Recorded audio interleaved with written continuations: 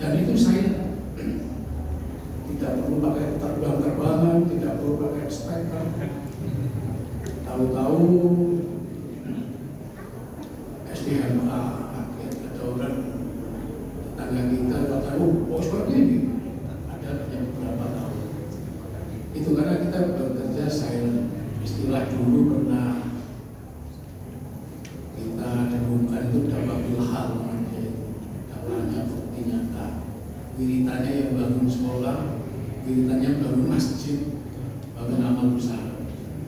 Bapak dan Ibu, saya memang sengaja berpakaian ini karena ketika Pak saya lagi, Pak minta foto nih di flyer. Nah itu saya kirim, waktu saya di masjid, waktu lahir pakaian tak kirim ke rumah saya. Agar apa? Akan menjadi identitas. Foto di flyer dan kenyataan. Kalau saya nanti berpolitik, saya pasang banner, saya pasang di kartu suara, ya itulah identitas politik saya. Karena yang sering kita dengar adalah politik identitas. Di mana bedanya identitas politik dan politik identitas? Ini sudah mulai tegas ini maksud. Ini identitas politik. Sehingga ketika ada seorang nyalek legislatif atau dari kepala daerah dengan kostum tertentu agar mudah dikenal, dengan foto-foto tertentu agar mudah dibaca, itu namanya identitas politik. Sebaliknya kalau politik identitas itu suatu kegiatan mengorganisir identitas sesuatu, baik itu ras, golongan, agama, suku, diorganisir untuk kepentingan politik, itu menyebut identitas. Ketika Islam didengung-dengungkan untuk kepentingan politik, itu politik identitas. Dan saya kira umat Islam tidak akan berkenan Islam bukan alat perjuangan politik. Terlalu kecil lah kalau Islam itu dipakai untuk pemenangan satu kursi, pemenangan satu. Islamnya rahmatan lil alamin itu. Bapak dan Ibu, memang saya sengaja mengambil topik politik walaupun yang ringan-ringan ya. Tapi bukan politik Islam. Siasa syariah itu beda lagi. Saya baca kitab-kitab politik Islam, politik kitab siasa itu kalau dihadirkan dalam konteks kekinian zaman sekarang itu barangkali bisa dijadikan acuan, tapi tapi tidak bisa diimplementasikan 100%. Walaupun itu dimulai dari dibangunnya politik yang pertama kali oleh Nabi Muhammad di Madinah dengan piagam Madinahnya, sampai suksesi ke Sayyidina Abu Bakar, sampai ke Umar Utsman Ali, sampai ke dinasti yang berikutnya. Pola-pola pergantian kepemimpinan, pola-pola suksesi itu banyak variasinya, tapi yang kemudian di perkembangannya tenggelam oleh politik-politik di era modern, di era pertahanan modern ini, di era Yunani, Aristoteles, di era kekinian yang didominasi oleh politisi-politisi di negara Eropa. Penting kami sampaikan pada hari ini sebuah ayat yang sering kita baca, sering disampaikan oleh kembali Muhammadiyah. Surat Al-Imran ayat 110. A'udzubillahi minasyaitonir rajim. Kuntum khairum. Statement Allah menyatakan kuntum sama aku, kita sekarang umat Muhammad. Khairum, umat terbaik. Mulai zaman Nabi Muhammad sampai sekarang ini tidak ada revisi, tidak ada, tetap umat terbaik, dan kita harus optimis dan percaya diri. Janganlah kita berpenampilan sebagai umat nelongso, ya. Bahasa Jawanya umat yang mutis, umat yang tidak punya harga diri. Karena kita tampil sebagai umat yang tidak berharga diri, mudah kita jaga alat politik, mudah jaga politisasi. Masa umat dibiar saya kata milih-milih, naudzubillah. Jangan. Allah jamin saya umat terbaik. Saya kata enggak percaya. Apa artinya surga? Seperti katanya Ketua BCN, gajinya tampil surga. Gajinya umat terbaik ya surga. Masa dikumpul dikasih sabu, dikasih beras, dikasih obat, sampai siap. Sampai disuruh nyolong suara siap. Sampai dikokon ngebui konconi siap. Alhamdulillah, ya. Allah yang menjamin kita. Ukhrijat linnas yang dikeluarkan untuk manusia, bukan untuk Islam, untuk seluruh manusia. Jadi mestinya kita bisa dicontoh, bisa menjadi tauladan, bisa menjadi mengeluarkan rekomendasi kepada manusia tetangga kita yang lain, agar kita bisa menjadi teladan mereka. Apa jadi itu? Kita ini oleh tetangga kita kan tidak dilihat bagaimana sholat kita. Kita tidak dilihat bagaimana ngaji kita, tidak dilihat bagaimana ibadah kita. Tapi yang dilihat itu bagaimana bersosial kita dengan tetangga. Oh, itu kok siapa? Cik bagusnya kalau ada kifayah takziah, mulai memandikan, nafani, sholati sampai ke mana. Itu yang dilihat. Walaupun beda agama datang takziah, akhirnya tertarik siapa? Oh, ternyata itu saya masih orang Islam berarti. Identitas kita setelah muslim akan tidak berarti sampai orang tidak bertanya agama ngomong sekarang itu kan orang-orang kehidupan cukup sekuler itu berbaginya nggak tanya sehingga penting menapik apa ya. Tapi ayat ini menyatakan kita karena umat terbaik yang dikeluarkan untuk manusia, ta'muruna bil ma'ruf wa tanhauna 'anil munkar. Para mufassir memberikan kriteria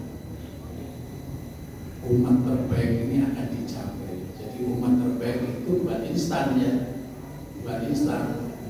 Manusia lahir muslim, kamu umat terbaik. Ini custom. Custom sifatnya berproses. Berproses. Urusan yang sulit-sulit jadi kenapa nih? Contohnya katanya Pak Wali tadi, urusan untuk berbeda dengan orang munafik, sholat isya dan sholat subuh di berjamaah walaupun dingin. Karena hari hujan pagi ya, saya lihat jamaah masjid kita itu apa ini naik sepeda motor sama payungan, padahal bahaya.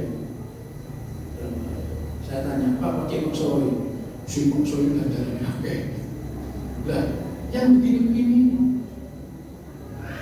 Jadi syarat umat terbaik itu melaksanakan, mengerjakan amar ma'ruf, mengajar kepada kebaikan.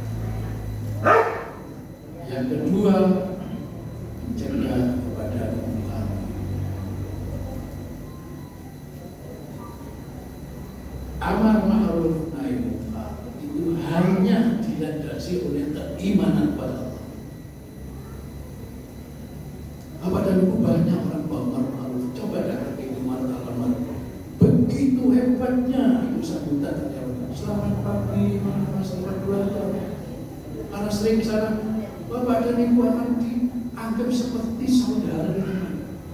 Coba 1 bulan bapak dan belajar diucapkan selamat datang, naik pulang, terima kasih, kita tunggu kembali datangnya.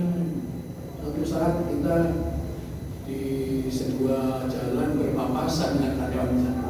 Karena kita yang merasa kenal bisa, Mbak, selamat pagi, assalamualaikum, sampai. Karena mereka sama kita. Karena mereka beramar ma'ruf bersikap baiknya bukan karena iman, tapi karena perintah juragannya agar konsumen dengan sehat. Yang sering naik pesawat pramugari, waduh hebatnya orang melayani. Sampai sabunnya dibetulkan, bagasi coba ketemu. Bukan ma'ruf semacam itu. Mengajak kebaikan yang sudah dinas, yang sudah dipakat oleh Allah dan Rasul. Itu yang dimaksud. Kemudian mencegah kemungkaran juga harus kita lakukan. Apa saja kemungkaran yang ada di sekitar kita, di sekitar yang kecil rumah tangga kita, tetangga kita. Di sebuah perumahan ada pos kamling, jam 9-10 malam itu saya lihat ada remaja-remaja sampai kita saya amati, besoknya amati lagi, berapa lagi, kemudian pikir ternyata ada miras di situ, ada yang minum dan mohon maaf karena minumnya anak-anak yang kurang mampu secara ekonomi berbahaya. Terus dikasih obat apa, kasih obat, coba aku campur tidak tahu bahayanya. Mabuk, tersinggung dikit tanpa. Bapak dan Ibu, kalau ini kita biarkan membesar. Pembiaran orang yang paham terhadap agama, kegiatan semacam itu, maka dianggap sebagai sesuatu yang bisa ditoleransi. Itu berarti tidak apa-apa, undang bocor nanti tidak apa-apa sendiri. Nah pada saat itu kita sudah tegur, kita datangi, kita beri rokok, kita ajak ngomong. Karena pola negurnya ini juga harus pakai ilmu ya. Amar ma'ruf nahi munkar jangan asal-asalan. seperti kapan beberapa tahun yang lalu karena merasa ormas kuat, wah siapa datang di sana, bongkar, rutuk, bubar. Bukan bukan ini. Bukannya pasti damai, pasti dingin. Karena apa? Hatinya yang beramal menembak penuh keimanan. Bukan penuh kebencian. Justru melihat kemungkaran itu dengan penuh kecintaan. Ya Allah, ini hamba-Mu ya Allah. Ya Rasul, ini umat-Mu, mari diselamatkan. Itu umat-Mu. Karenanya Bapak dan Ibu, untuk menjadi umat terbaik yang bisa beramal ma'ruf nahi munkar, untuk pintar, untuk ngaji, harus ulubul ilma minal mahdi dan itu ekstremnya begitu. Boleh ilmu mulai digendong sampai mau masuk neraka.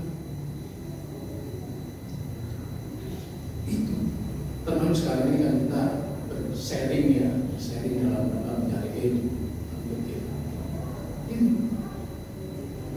Ilmu penting.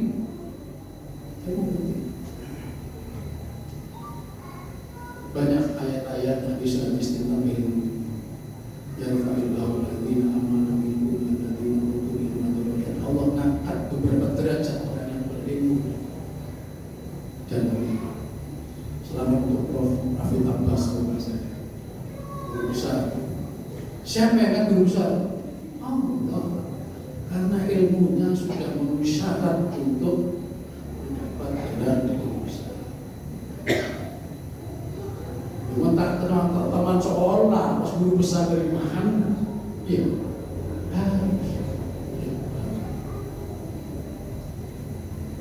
Bapak dan Ibu, umat dalam pengertian politis itu ya sebagai subjek politik. Namanya subjek itu menenggali. Saya makan nasi, saya ini subjek makan predikat nasinya. Tapi yang sering terjadi kita tidak objek. Jadi objek. Begitu mudahnya kita dijadikan objek politik dari orang-orang yang punya kepentingan yang kadang-kadang sama sekali tidak sama, mengedepankan kepentingan nafsunya, nafsu kuasa, nafsu ingin mejeng, nafsu ingin tampil, nafsu cari panggung. Kalau mereka naik panggung, lah kita panggungnya, geger-geger kita ini jadikan beda untuk panggungnya mereka. Itu yang terjadi. Pertanyaan lagi, apakah itu hormat? Hormat, ya. Maka kita jadi subjek ibadah. Subjek harus punya nilai tawar. Karena di Majelis Hikmah dan Kebijakan Publik di daerah Muhammadiyah dan Jember ini, kita sering ngerasani diri kita, sering ngerasani UGM, bahkan sering ngerasani Muhammadiyah secara umum. Muhammadiyah itu yatim politik. Istilah ini dimunculkan yatim. Jadi perlu diberi informasi-informasi tentang politik. Tujuannya biar punya sikap. Ketika ada ajang-ajang politik lokal, regional, nasional, punya sikap. Karena Muhammadiyah mulai dari pusat sampai daerah mulai Orde Baru sampai sekarang ini belum pernah memberikan sikap. Kesini dan kesini. Nah, karena Muhammadiyah secara eksistensinya menjaga hubungan baik kepada sesama. ketika ada warga Muhammadiyah yang masuk ke jabatan-jabatan politik, itu Muhammadiyah pasti mengikhlaskan, mewakafkan. Ini sedekah wakaf Muhammadiyah kepada negara. Ini kan Pak Rendan apa lagi jadi ini wakaf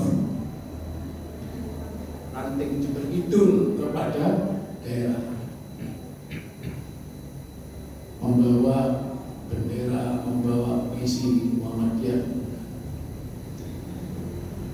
Lebih kecil lagi, umat Muhammadiyah, warga Muhammadiyah ini mau bersikap yang punya nilai tawar, punya bargaining position di politik ini susah. Faktornya apa? Golim. Jumlah kita kecil, jumlah kita kecil, sehingga membuat warga menentukan milih atau tidak memilih. Tidak ada pengaruh, tidak ada pengaruh secara politis biasa. Karenanya lewat pengajaran pagi ini di media kami sendiri mengusulkan, mari kita kokohkan kader yang ada, kemudian menambah jumlah kader. Kader penting.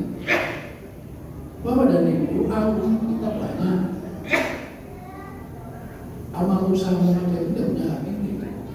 Di negara demokrasi itu ada kesetaraan hak suara. One man, one vote, satu orang, satu suara. Pak Rektor dengan dosen sama, dosen dengan yang jaga malam di kampus sama, ketua takwir sama ketua cabang sama, semua sama suara. Karena kaumnya ada itu seyogyanya dimobilisir untuk Chandra bahwa di tempat pengadilan kita mulai tahu diker itu penitipan anak, Pak boleh lihat ada kelompok bermain, ada tingkat SD, SMP, SMA, perguruan tinggi. Mau sudah percaya akidahnya Muhammadiyah sekian puluh tahun, utamanya perguruan tinggi. Saya punya hasil penelitiannya teman-teman di dosen itu, arah pilihan warga Muhammadiyah pada pemilu yang lalu. Ya bikin pusing juga ya, arah pilihan ini bikin pusing. Sepertinya pendidikan kita nggak berhasil. Minimal warga Muhammadiyah tahu lah kisi berbeda, terus tidak ada sudah ya. Kalau neraka sana, surga sana, pasti boleh surga. Kalau ini panganan yang racun, pasti boleh panganan. Dan ini pilih yang abu-abu ya, pilih yang suhat-suhat itu, pilih yang ragu-ragu. Artinya milih sesuatu kalau diarah ini, diarah di A, dia nggak bisa, saya B kok, nadarnya B, kok saya tidak ada kejelasan singkat. Karena barisan kita belum bisa. Kadang warga Muhammadiyah itu di rumah tangganya, bapaknya udah tidur, pilih kiri, hasil istikharah pimpinan ibu ini, udah bisa, kocok-kocok sepakat, kok isi mau ya, kok isi mereka alamannya. Bapak dan ibu politik ini, waktunya sudah setengah jam itu tidak terasa ya. Saya akan sampaikan sebuah hadis Rasulullah yang menyatakan, "Mantra minkum naron, falyuqidhi." Tadi kaitannya dengan amar nahi munkar. Kalau kamu lihat ada kemungkaran, falyuqidhi, ubah dengan tanganmu. Fa'ilamnya seperti Pak Bagi lisan ngomong dengan lisannya tegur. Fa'ilamnya seperti bagi-bagi, dan itu selama iman. Barangkali saat ini kita hanya sering berdoa, ya Allah, mudah-mudahan kebenaran di negara kita ini segera berdoa. Bapak dan Ibu, di Jember ini saya pernah bekerja di Mekah sekitar tahun 2007. Sebelum itu jadi resah. Di Rambi itu di kali itu ada tempat prostitusi yang besar. Orang-orang keluar Jember itu kalau tugas yang Jember senang, ada tempat rekreasinya di kali itu. Unjuk rasa akhirnya orang itu toko-toko muda, toko-toko hanya dipindah ke tepi pantai di sini, uang tepi pantai, ya. Orangnya toleran, permisif, bisa diterima. Karena yang mengganggu jadi keamanan, jadi wakil, jadi RT. Jadi RT di tempat itu mungkin kayaknya sama dengan camat. Ya. Tiap malam ada yang itu ya. Bapak dan Ibu, lihat di tangan ada bupati kita periode itu hanya tanda tangan selembar surat tutup unjuk rasa beberapa apa berarti tutup.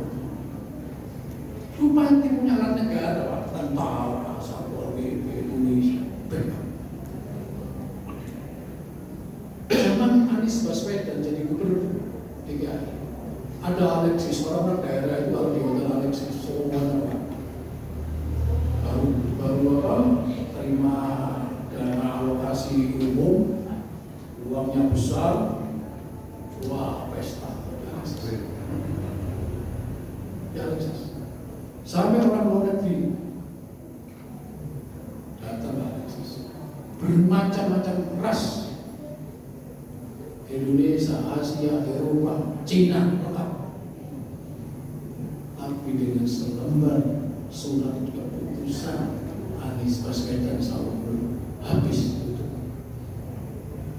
Lah ini kok kita tidak mau berorientasi kepada Yamin. Era kekinian pengajian-pengajian itu sudah bukan sekali lagi membahas rukun wudu, sah tidaknya sholat. Bos, itu urusan waktu di SD, di SMP. Urusan sekarang itu menjawab tantangan zaman sekarang. Tantangan zaman. Ini saya kira yang penting kami sampaikan, minimal kita ada tambahan orientasi bahwa kekuasaan pejabat di negeri ini, negara ini, proses jadinya ada dua. Yang pertama elected atau dipilih, yang kedua appointed atau ditunjuk. Elected itu berarti melalui proses elektoral. Ada pencalonan, yang mencalonkan partai politik. Ada masa kampanye, ada pemilihan, ada coblosan, ada lagi apa ya? Penghitungan sampai penetapan dan pelantikan. Panjang prosesnya. Dan pejabat yang terpilih baik elektif baik pilihan itu punya kewenangan appointed dan punya kewenangan menunjuk. Presiden berwenang menunjuk menteri, bisa dilereni kewenangan, nggak perlu ganti.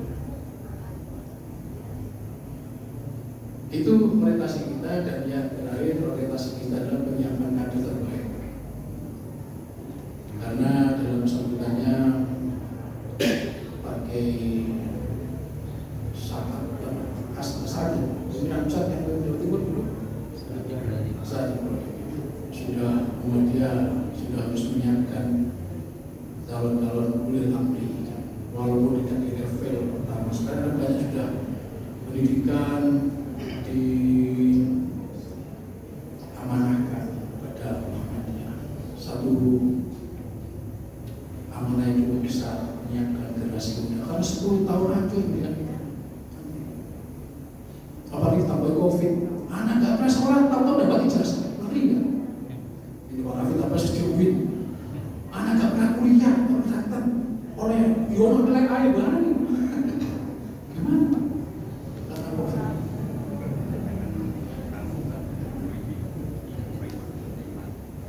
Mudah-mudahan yang sedikit ini ada manfaatnya, minimal membuka kita, menggairahkan kita politik. Negara ini di mana-mana kalau negara itu demokrasi, namanya panglimanya adalah politik. Panglimanya, dan politik itu pemenangnya kalau secara ekstrim bisa dikatakan calon-calon itu dimasukkan dalam sebuah gedung, lampunya dimatikan, dikunci dari luar. Di dalam gedung itu ada berbagai macam senjata, yang keluar hidup itulah politik. Yang keluar dengan hidup itulah apa Bapak Ibu menyatakan itu motor lazim dalam politik, bukan motor strategi, siasat. Karena nilai tawar sangat penting bagi keberlangsungan kita untuk punya sikap dan andil dalam negara yang bernegara demokrasi.